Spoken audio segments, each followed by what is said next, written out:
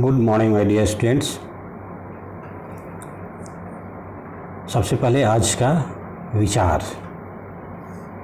Dear students, गलत सोच और गलत अनुमान इंसान को हर रिश्ते से दूर कर देते हैं। कहने का मतलब कि यदि आप किसी के बारे में गलत सोच रखते हैं, आप सोच रहे हैं लेकिन आप जो सोच रहे हैं वो सही दिशा में नहीं सोच रहे हैं, आपका किसी विषय पर लॉजिकल सोच नहीं है, तार्किक विचार नहीं है, जो थिंकिंग आपकी होनी चाहिए वो लॉजिकल होनी चाहिए, वो लॉजिकल नहीं है, तार्किक नहीं है, आप गलत सोच रहे हैं और किसी के विषय में आप गलत अनुमान लगा रहे हैं। वो बेचारा व्यक्ति आपके बारे में अच्छा सोच रहा है लेकिन आप उसके बारे में अपना जो अनुमान है वो गलत लगा रहे हैं। तो ये जो दो चीज़ें हैं, हालांकि आपका जो सोच है वो लॉजिकल नहीं है, तार्किक नहीं है, और दूसरा किसी के बारे में आप जो अनुमान लगा रहे हैं वो बिल्कुल गलत अनुमान है। तो ये दो चीज़ है जो इंसान को हर रिश्ते से दूर कर देते हैं, चाहे आपका कितना अच्छा से अच्छा रिश्ता हो, कितना पुराना से पुराना रिश्ता हो, लेकिन ये दो चीज़, गलत सोच और गलत अनुमान, आपको हर प्रकार के रिश्ते से आपको दूर कर देते हैं और आप आइसोलेशन में चले जाते हैं, अकेले चले जाते हैं। इसीलिए डियर स्टूडेंट्स, मेरा आप लोगों से मैं अपना विचार साझा करना चाहूँगा कि कभी भी किसी भी व्यक्ति के बारे में गलत मत सोचिए, गलत अनुमान मत लगाइए, और कोई विचार है तो कोई बोल दिया तो फिर उस पर आँख बंद करके मत विश्वास कीजिए। लॉजिकली, तार्किक ढंग से उस विचार को सोचिए कि क्या यह सही है, लॉजिकली या गलत है। यदि वह सही है तो उसको मानना चाहिए, गलत है तो नहीं मानना चाहिए। और किसी भी व्यक्ति के बारे में गलत अनुमान कभी ना लगाएं। इससे आपका जीवन, आपका रिश्ता हमेशा प्रेम के बंधन में बंधा रहेगा और आप शांति और प्रेम का सद्भाव का अनुभव करेंगे और अपने जीवन में सफल होंगे। Thank you very much.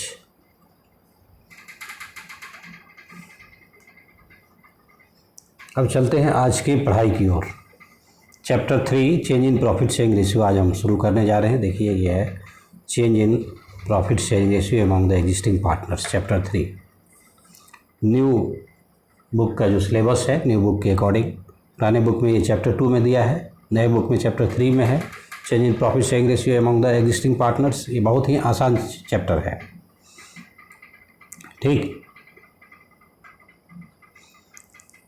इसमें पढ़ना है आपको क्या, reconstitution of A partnership firm, एक साझेदारी व्यवसाय का पुनर्गठन कैसे होता है, सेक्रीफाइसिंग रेशियो हम कैसे निकालते हैं, गेनिंग रेशियो कैसे निकालते हैं, गुडविल का मीनिंग क्या है, डिफिनीशन क्या है गुडविल का, factors affecting the value of goodwill and nature of goodwill, वैसे फैक्टर्स जो प्रभावित करते हैं वैल्यूएशन ऑफ गुडविल को या गुडविल की प्रकृति को, उसके बारे में पढ़ना है। Methods of valuation of goodwill के कितने मेथड्स होते हैं जब गुडविल का वैल्यूएशन किया जाता है, तो ये सारे बर्निंग टॉपिक्स हैं इस चैप्टर में। उसके अलावा when there is change in the profit sharing ratio of existing partner, जब साझेदारों के बीच में आपस में लाभ हानि का अनुपात, पुराना लाभ हानि का अनुपात की जगह नए लाभ हानि का अनुपात को लोग अपना लेते हैं अपनी साझेदारी व्यवसाय में, यानी कि change in profit sharing ratio of existing partner, जो एग्जिस्टिंग पार्टनर कहा जाता है वैसे साझेदार को जो साझेदारी व्यवसाय में चले आ रहे हैं, पुराने साझेदार, तो वे अपना लाभ, पुराने लाभ और हानि के अनुपात को त्याग करके नए लाभ और हानि के अनुपात अपना लेते हैं। तो फिर उस समय अकाउंटिंग ट्रीटमेंट ऑफ गुडविल का अकाउंटिंग ट्रीटमेंट क्या होता है इस परिस्थिति में, accounting treatment of reserves and accumulated profits को हम लोग कैसे अकाउंटिंग ट्रीटमेंट करते हैं सभी साझेदारों के बीच में, और accounting for revaluation of assets and liabilities, accounting for revaluation of assets and liabilities, जब हम एसेट्स और लायबिलिटीज का रिवैल्यूएशन करते हैं, इसके लिए रिवैल्यूएशन अकाउंट बनाते हैं, तो किस प्रकार से हम लोग उसका अकाउंटिंग करते हैं। जब साझेदार अपने पुराने लाभ और हानि के अनुपात को त्याग करके नए लाभ और हानि के अनुपात को अपना लेते हैं। When there is change in the profit sharing ratio of existing partners. तो ये 3 काम, number 1 accounting treatment of goodwill, number 2 accounting treatment of reserves and accumulated profits, and number 3 accounting for revaluation of assets and liabilities हम लोग कैसे करते हैं इस chapter में हम लोग पढ़ेंगे। आपको एक काइंड इन्फॉर्मेशन दे दें, already I have send all solution of practical question of this chapter. इस चैप्टर का जितना भी प्रैक्टिकल क्वेश्चन दिया है पीछे में एक्सरसाइज में, उसका सॉल्यूशन मैंने आपको सेंड कर दिया है। आप उससे लाभ उठा सकते हैं और प्रैक्टिस करके अपने इस चैप्टर को काफ़ी मजबूत कर सकते हैं। बाकी जो इलस्ट्रेशंस की बात है उसकी चर्चा मैं करते रहूँगा आपके साथ में। इस तरह से आपका इलस्ट्रेशन प्रैक्टिकल क्वेश्चन सब बनते चला जाएगा। बहुत आसान चैप्टर है। अब चलते हैं आगे। रिकन्स्टिट्यूशन ऑफ पार्टनरशिप फॉर्म, ये देखिए हमारा फर्स्ट टॉपिक क्या है इसमें, reconstitution of A partnership form, इस पर चर्चा करेंगे। राइट, तो टॉपिक वाइज एक एक को हम लोग कवर करेंगे। रिकन्स्टिट्यूशन का मतलब होता है पुनर्गठन। पहले से जो व्यवसाय चला रहा है उसका फिर से गठन करना, फिर से उसी संरचना में थोड़ा सा हेरफेर करना। रिकन्स्टिट्यूशन, पुनर्गठन ऑफ ए पार्टनरशिप फर्म, एक साझेदारी व्यवसाय का पुनर्गठन। Partnership is the result of an agreement. Partnership है क्या? Partnership is the result of an agreement between persons for sharing the profits of a business. साझेदारी व्यवसाय क्या है? एक समझौता है कुछ लोगों के बीच, between the persons for sharing the profits of a business. लाभ को बांटने का एक समझौता है साझेदारी व्यवसाय कुछ लोगों के बीच, ये समझौता होता है और इससे साझेदारी व्यवसाय का अस्तित्व जन्म लेता है, साझेदारी व्यवसाय अस्तित्व में आता है। Any change in the partnership agreement brings to an end the existing agreement and a new agreement comes into force.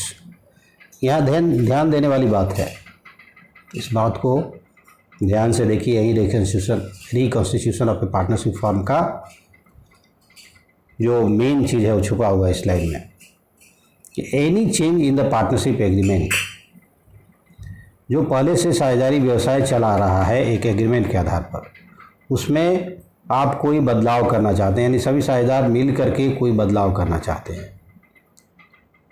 Brings to an end the existing agreement, तो जो पुराना एग्रीमेंट, पुराना जो साझेदारी समझौता साझेदारों के बीच में किया गया था साझेदारी व्यवसाय के लिए, वो अपने आप स्वतः समाप्त हो जाता है। जैसे कोई चेंज आप करना चाहते हैं, पुराना समझौता एग्जिस्टिंग एग्रीमेंट जिसको करते हैं साझेदारी व्यवसाय का, वो अपने आप समाप्त होता है, स्वतः समाप्त हो जाता है। और उसके जगह क्या होता है? उसके जगह and a new agreement comes into force, नया साझेदारी समझौता अपना लिया जाता है। कम्स इनटू फोर्स यानी साझेदारी व्यवसाय में नए साझेदारी समझौते को अपना लिया जाता है। ये बहुत बड़ा लाइन था, इसी पे चैप्टर आधारित है, change in profit sharing ratio among the existing partner, कि यदि साझेदारों के बीच में any change in the partnership agreement brings to an end the existing agreement, यदि साझेदारी व्यवसाय के किसी भी एग्रीमेंट में कोई बदलाव किया जाता है तो एग्जिस्टिंग एग्रीमेंट यानी पुराना समझौता अपने आप समाप्त हो जाता है और उस समझौते की जगह and new agreement comes into force, नया एग्रीमेंट प्रैक्टिस पे आ जाता है। उस नए पार्टनरशिप एग्रीमेंट के आधार पर फिर साझेदारी व्यवसाय का पुनर्गठन करके साझेदारी व्यवसाय को चलाया जाता है। The change in the agreement results in change in the relationship among the partners, और साझेदारी व्यवसाय के समझौते में जो बदलाव होता है उसका परिणाम क्या होता है कि साझेदारी व्यवसाय में जो साझेदार हैं उनके बीच में आपसी जो संबंध है उस संबंध में भी बदलाव हो जाता है। तो संबंध किस चीज़ का होता है? साझेदारी व्यवसाय में संबंध किस चीज़ का होता है? सभी साझेदारों के बीच में एग्रीमेंट के आधार पर संबंध बनता है, व्यावसायिक संबंध होता है। और उस एग्रीमेंट के आधार पर जो व्यावसायिक संबंध बनता है सभी साझेदारों के बीच में, तो जैसे ही पुराना एग्रीमेंट एग्जिस्टिंग एग्रीमेंट को समाप्त हम लोग करते हैं और नए एग्रीमेंट को अपना लेते हैं साझेदार, तो फिर क्या होता है, रिलेशनशिप जो है, व्यावसायिक जो संबंध है सभी साझेदारों के बीच में, वो अपने आप चेंज हो जाता है, change in the relationship among the partners. तो इन सच ए केस, इस प्रकार के केस में क्या होता है, although the firm continues, firm चलते रहता है, फर्म बंद नहीं होता है। साझेदारी समझौता जब पुराना त्याग करके नया साझेदारी समझौता अपना लिया जाता है, तो इसका मतलब ये नहीं होता है कि फर्म बंद कर दिया जाता है, फर्म कंटिन्यूज, फर्म चलते रहता है। It amounts to the reconstitution of the partnership firm. तो फिर फर्म कैसे चलता है, फर्म का रिकन्स्टिट्यूशन किया जाता है, पुनर्गठन किया जाता है, और फर्म का पुनर्गठन करके साझेदारी व्यवसाय को आगे चलाया जाता है। पहले साझेदारी व्यवसाय पुराने एग्रीमेंट के आधार पर चल रहा था, अब जैसे उसमें बदलाव हो गया, उस एग्रीमेंट को समाप्त कर दिया गया और नया एग्रीमेंट प्रैक्टिस में आ गया, और नए एग्रीमेंट के आधार पर साझेदारी व्यवसाय को कंटिन्यू किया गया, चलाया गया। साझेदारी व्यवसाय बंद नहीं हुआ, साझेदारी व्यवसाय चलते रहा। तो एक बात तो बिल्कुल स्पष्ट है कि when there is a change in profit sharing ratio among the existing partners, then पहला होगा number 1 reconstitution of partnership firm, साझेदारी व्यवसाय का पुनर्गठन होगा। And in such a case the firm continues, the partnership business will continue. इस case में दूसरा बात क्या होगा कि साझेदारी व्यवसाय पुनर्गठित होकर के वो चलते रहेगा, वो बंद नहीं होगा, उसका अस्तित्व कायम रहेगा। इसी को हम लोग reconstitution of the partnership firm कहते हैं। This is called reconstitution of the partnership firm. Reconstitution of the firm may happen in following circumstances. कुछ ऐसी स्थितियां हैं जिसमें साझेदारी व्यवसाय का पुनर्गठन होता है। वो कौन सी स्थिति है जिसमें साझेदारी व्यवसाय का पुनर्गठन होता है? चेंज इन, पहला देखिए, पहला स्थिति change in the profit sharing ratio among the existing partner. जैसे ही साझेदारी व्यवसाय के साझेदारों के बीच में जो पुराना लाभ हानि का अनुपात है वो बदल जाता है, उसके जगह नया लाभ हानि का अनुपात आ जाता है, तो फिर इस परिस्थिति में रिकन्स्टिट्यूशन ऑफ पार्टनरशिप, साझेदारी व्यवसाय का पुनर्गठन होता है। जैसे फॉर एग्जांपल यहाँ दिया है, for example A and B are partners in a firm sharing profits in the ratio of 2:1। जो अभी दो साझेदार थे वो अपना साझेदारी व्यवसाय चलाते थे, उनका पुराना लाभ और हानि का जो अनुपात था, लाभ और हानि को बांटने का अनुपात हुआ था 2:1। इन फ्यूचर बाद में उन लोगों ने डिसाइड किया, they decide to share profits in the ratio of 3:1। उन लोगों ने फैसला किया कि अब आगे भविष्य में ये जो 2:1 में हम लाभ हानि बांटते हैं, इसकी जगह पर 3:1 के में लाभ हानि को बांटेंगे। Amounts to reconstitution of the firm. तो फिर यहाँ पर क्या होगी, फर्म के रिकन्स्टिट्यूशन की आवश्यकता पड़ेगी, फर्म के पुनर्गठन की आवश्यकता पड़ेगी, पुराना एग्रीमेंट समाप्त हो जाएगा, नया एग्रीमेंट अस्तित्व में आएगा और रिकन्स्टिट्यूशन ऑफ द पार्टनरशिप की आवश्यकता होगी। उसके लिए जो प्रोसीज्योर हैं वो सारे प्रोसीज्योर को अपनाने पड़ेंगे। तो एक पहला केस क्लियर हो गया कि when there is a change in the profit sharing ratio among the existing partner. जब जो एग्जिस्टिंग पार्टनर है, जो साझेदारी व्यवसाय के साझेदार जो पुराने चले आ रहे हैं, बने हुए हैं साझेदारी व्यवसाय में, उनको एग्जिस्टिंग पार्टनर कहा जाता है। उन लोगों के बीच में यदि लाभ और हानि का अनुपात बदल जाता है तो फिर रिकन्स्टिट्यूशन ऑफ पार्टनरशिप फर्म में हैपन। यहाँ पर रिकन्स्टिट्यूशन ऑफ पार्टनरशिप फर्म होता है, साझेदारी व्यवसाय का पुनर्गठन होता है। First condition clear. अब सेकेंड में है ये admission of a new partner. पहले से कुछ साझेदार साझेदारी व्यवसाय को चला रहे थे, लेकिन उसमें कोई एक नया साझेदार प्रवेश लेना चाहता है साझेदारी व्यवसाय में, उसी को हम लोग कहते हैं admission of a new partner. For example Charu and Dinesh, दो पार्टनर थे, एक का नाम था चारू, दूसरे का नाम दिनेश था, और पार्टनर्स शेयरिंग प्रॉफिट्स इक्वली, लाभ और हानि को क्या करते हैं, बराबर बराबर बांटते थे, यानी 1:1 का अनुपात रहा होगा। 1/2 1/2 1/2 चारू ले रहे थे, दिनेश 1/2 ले रहे थे। जो भी लाभ आता था उसमें आधा आधा शेयर था दोनों का साझेदारी व्यवसाय में। लेकिन फिर आगे क्या हुई, ऑन अप्रैल 1 2019, 1 अप्रैल 2019 को they decided to admit Sudha as a new partner. with 1/4 share. 1 अप्रैल 2019 को उन लोगों ने फैसला किया कि सुधा नाम के एक नए साझेदार को साझेदारी व्यवसाय में शामिल किया जाए और उनका जो शेयर ऑफ प्रॉफिट है वह 1/4 यानी कि 1/4 हिस्सा उनको साझेदारी व्यवसाय में दिया जाए। It results into reconstitution of the firm. It results into reconstitution of the firm. तो जैसे ही एक नए साझेदार का प्रवेश होता है साझेदारी व्यवसाय में, तो इसका परिणाम होता है कि फर्म को पुनर्गठित करना पड़ता है। पहला था कि change in the profit sharing ratio among the existing partner, जैसे होता है तो रिकंस्टिट्यूशन ऑफ द फर्म में हैपन।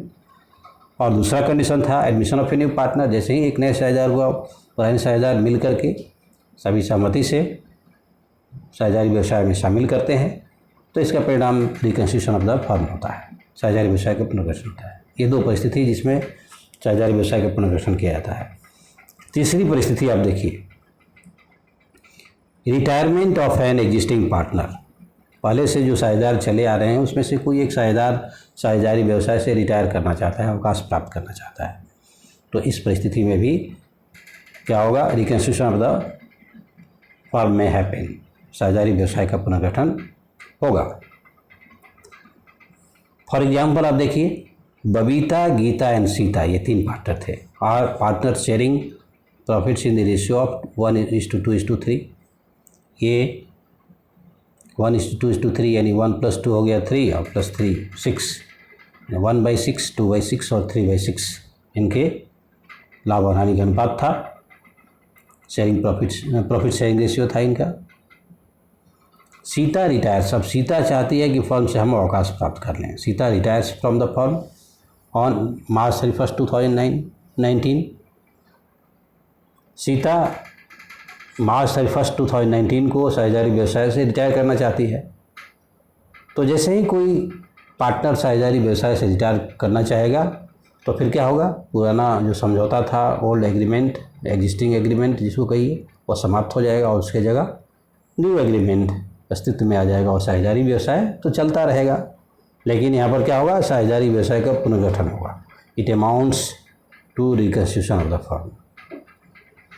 इसका परिणाम क्या होगा कि साझेदारी व्यवसाय का पुनर्गठन होगा।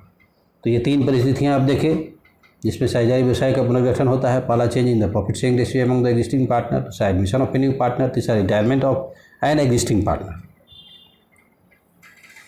इसके अलावा भी कुछ परिस्थितियाँ हैं जिसमें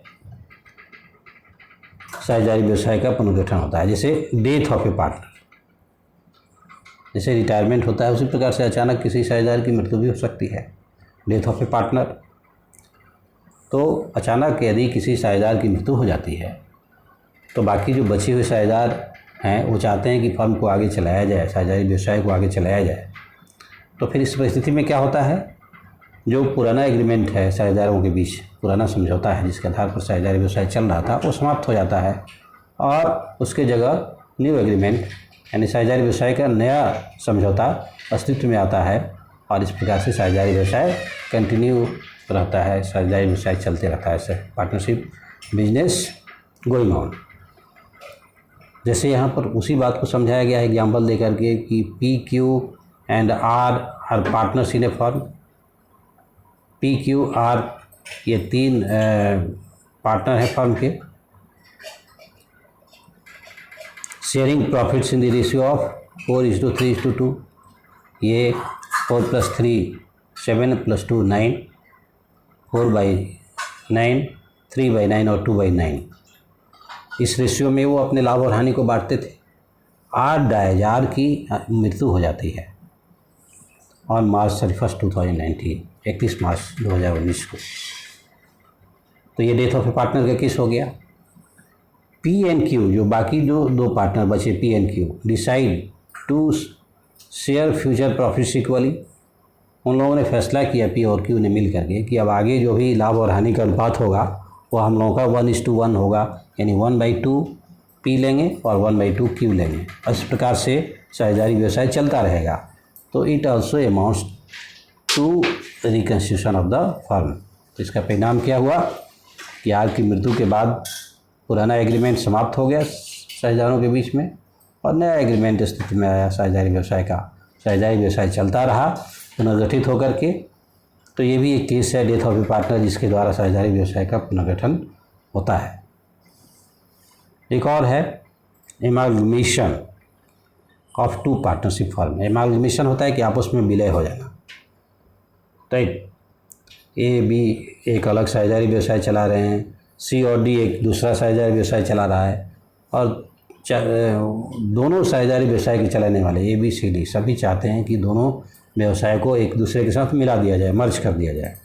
इसी को कहते हैं amalgamation of two partnership firm. दोनों अलग अलग चला रहे थे, ए बी अलग चला रहे थे अपना एक साझेदारी व्यवसाय, सी और डी अलग चला रहे थे, लेकिन सब दोनों साझेदारी व्यवसाय के जो 4 पार्टनर थे, हम लोगों ने फैसला लिया कि हम लोगों को आपस में मर्ज करके व्यवसाय करना चाहिए। इसी को कहते हैं amalgamation of two partnership firm. For example, A and B are partners in a firm sharing profits in the ratio of 2:1 में, यानी 2/3 1/3। ए और बी का, ए का 2/3 था, 1/3 बी का था प्रॉफिट शेयरिंग रेशियो।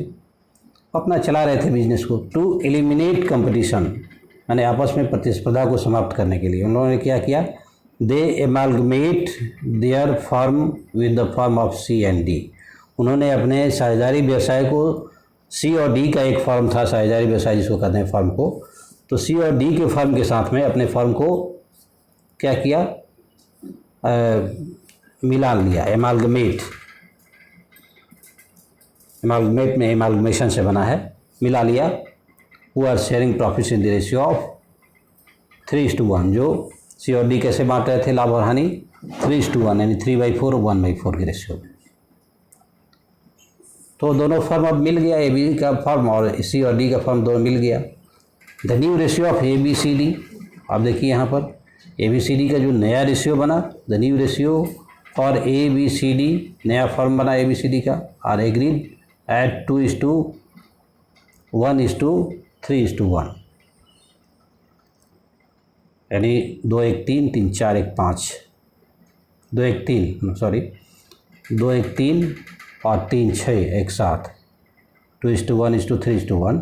तो 2 + 1 हो गया आपका 3 और +3 6 और +1 7, एंड 2/7 मिला ए को, 1/7 मिला बी को, 3/7 मिला डी को, सी को मिला 3/7 और डी को मिला 1/7। फिर से एक बार क्लियर कर लीजिए, 2/7 ए, बी 1/7, सी 3/7 और डी 1/7।